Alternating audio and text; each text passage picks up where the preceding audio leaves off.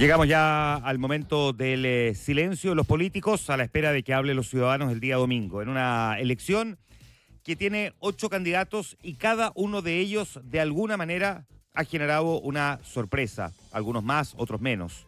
Ya vamos a mirar eso y vamos a hablar luego también de lo que representa esta elección comparativamente a la del de 2021, la última que tuvimos, ¿no? Y cuántas similitudes y diferencias pueden haber entre ambos procesos electorales. Le anticipo que son muchas más las diferencias que las similitudes, a pesar de que hay quienes, por cierto, temen de que se repita el mismo escenario, los que votan derecha, y que crean que, a pesar de que el candidato o candidata de derecha tenga alguna posibilidad, termine triunfando nuevamente la izquierda. Y mientras tanto, los que se encuentran en la izquierda están apostando a que se repita el mismo escenario, y la verdad es que esa posibilidad se ve distante, ya les diremos por qué.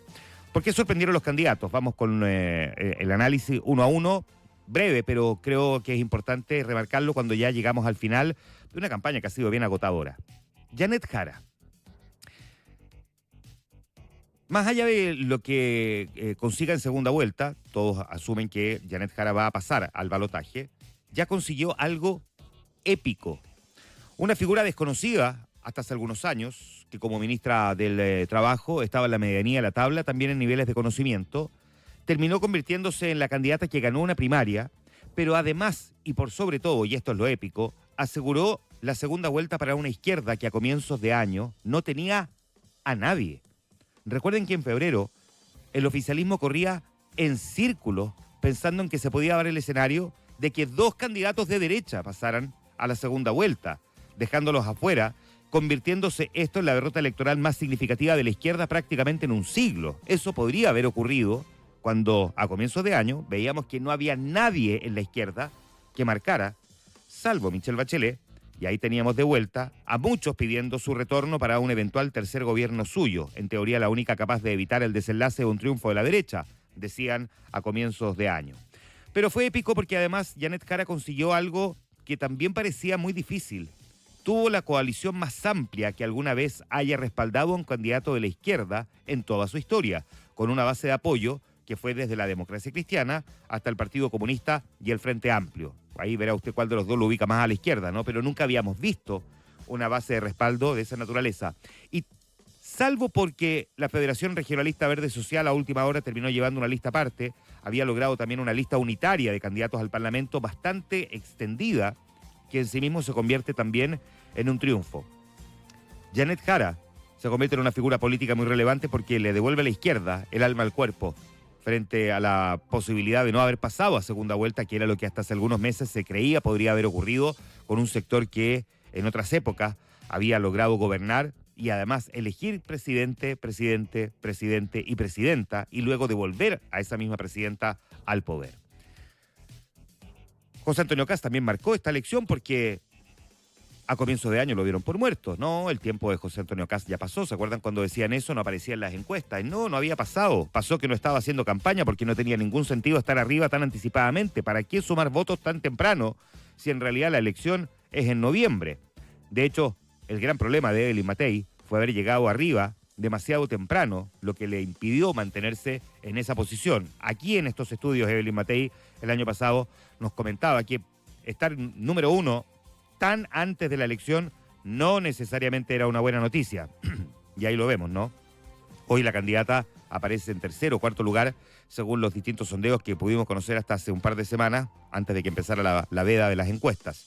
José Antonio Kast tuvo en esta campaña su mejor versión de las 3 elecciones, en el sentido de que llegó mucho más robusto, cuenta con un partido consolidado, con una bancada de diputados, con presencia de su partido prácticamente en todo el país, muy distinto a las campañas del 2017 y las del 2021, con concejales, con consejeros regionales, con una organización partidaria que le permitió extenderse en todas las regiones del país, y además con una irrupción de un Johannes Kaiser que le permitió salir del extremo de la derecha y quedar, digamos, un poco menos de ultraderecha, y que probablemente para muchos en ese momento podía haber sido algo virtuoso. Ya lo vamos a analizar en un segundo más, ¿no?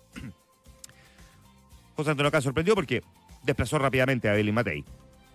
Evelyn Matei, de hecho, también sorprendió porque fue una candidata que se construyó muy rápidamente, una mujer que desde la década de los 90 ya mostraba aspiraciones presidenciales y que, al menos en algún momento y durante hartos meses, aparecía como la más segura ganadora de la elección presidencial. Su gran problema es que llegó antes al primer lugar, cuando no competía realmente con nadie. Fue su gran problema. Buscó su nicho, además, durante esta candidatura, y buscando se perdió muchas veces. No sabíamos si le competía a José Antonio Kast, si buscaba el voto de moderado, si hacía guiños a la ex Concertación, y un desorden en su comando que obligó a cambiar muchas veces a las figuras que le acompañaban. Probablemente le jugó más en contra que a favor y desordenó también una campaña que meses antes mostraba una candidata con grandes posibilidades de obtener un triunfo. Johannes Kaiser es sin duda la gran sorpresa de esta elección. Sea cual sea su resultado, Johannes Kaiser ya ganó. Era el bufón y terminó siendo una figura que, recuerde lo que les digo, se va a convertir en el líder de la derecha. Cualquiera sea el resultado, va a ser el nuevo líder de la derecha en el próximo ciclo de la política chilena. Los que apostaban aquí a bajar su candidatura, básicamente para negociar un buen cupo senatorial, se equivocaron medio a medio con una figura que está leyendo en el largo plazo, creando el Movimiento Nacional Libertario y recogiendo el guante de lo que alguna vez abandonó la UDI y probablemente de alguna manera también en algunos temas como los valóricos, el propio José Antonio Kast. Los que celebraban en el entorno de Kast que Kaiser apareciera porque en el fondo se ubicaba en el extremo de la derecha y eso hacía ver a Kast más moderado y por lo tanto le permitía sumar votos, también se equivocaron, porque Kast no sumó mucho y en cambio perdió varios votos y Kaiser aparece en algunas encuestas peleándole ese lugar al propio José Antonio Kast. Por lo tanto, también terminó siendo una gran sorpresa.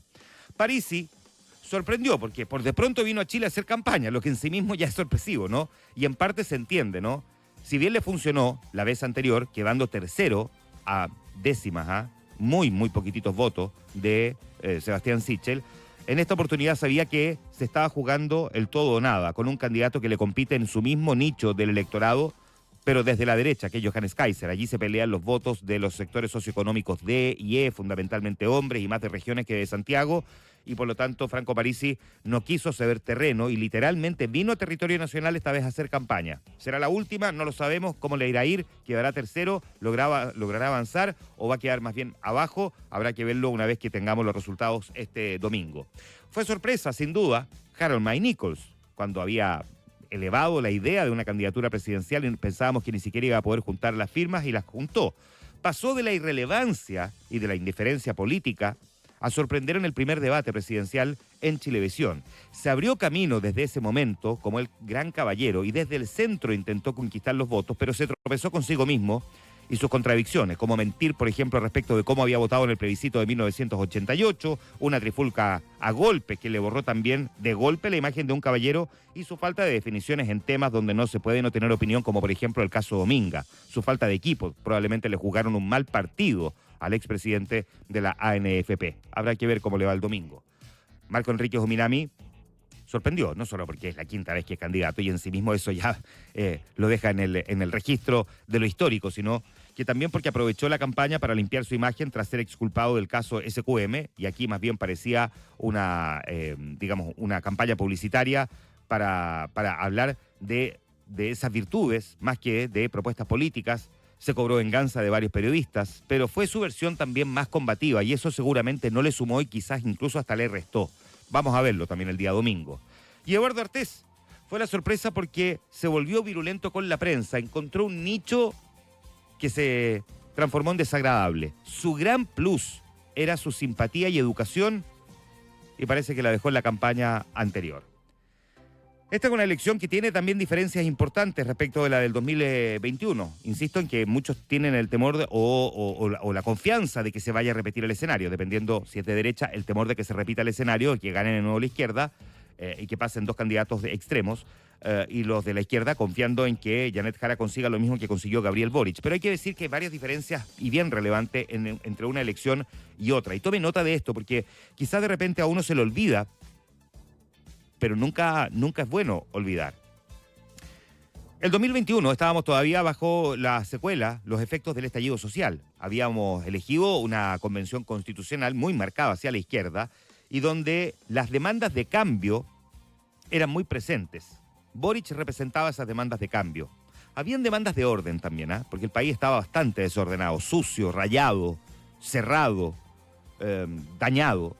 Pero las demandas de cambio eran más relevantes que las demandas de orden. Boric representaba las del cambio, Kast representaba las demandas de orden.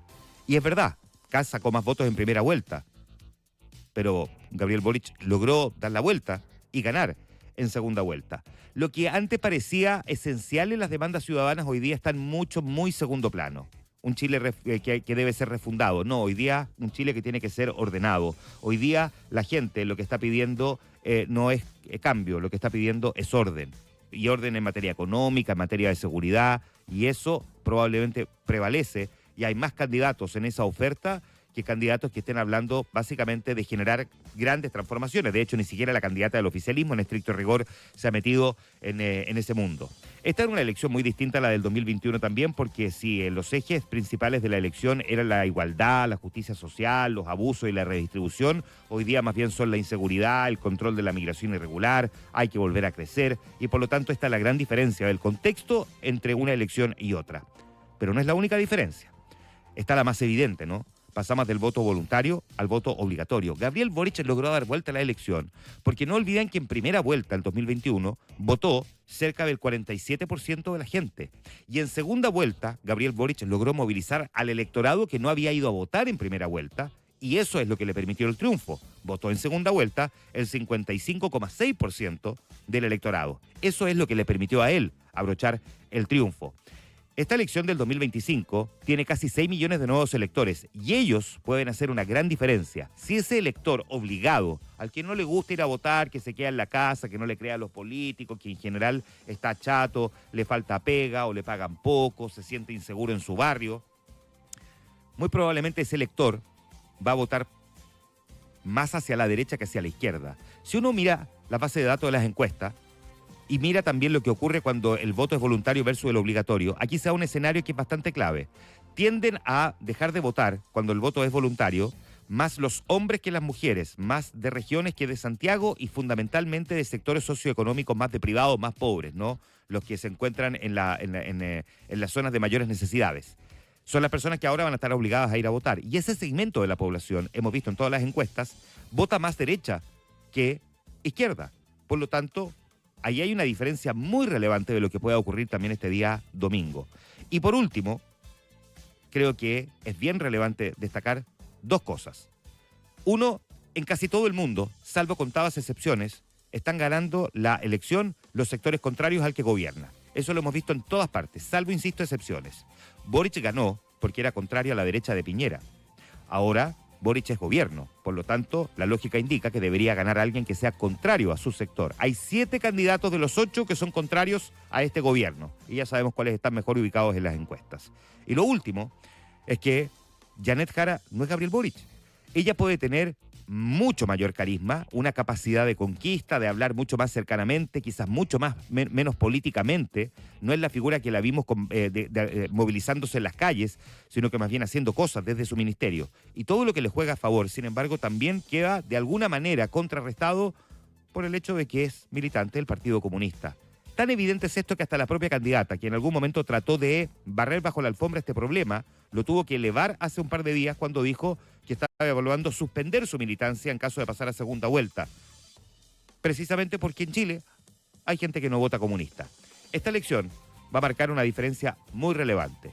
Veremos y por sobre todo cuánta gente vota, con cuánta diferencia pasa el primer candidato a segunda vuelta respecto del segundo, y eso nos va a decir mucho de lo que deba ocurrir el próximo 14 de diciembre en una muy probable segunda vuelta.